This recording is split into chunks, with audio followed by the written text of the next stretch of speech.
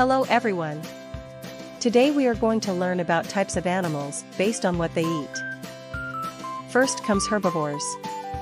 Herbivores are animals that consume plants, fruits, seeds, and other plant-based materials. They have specialized teeth and digestive systems adapted for processing plant matter.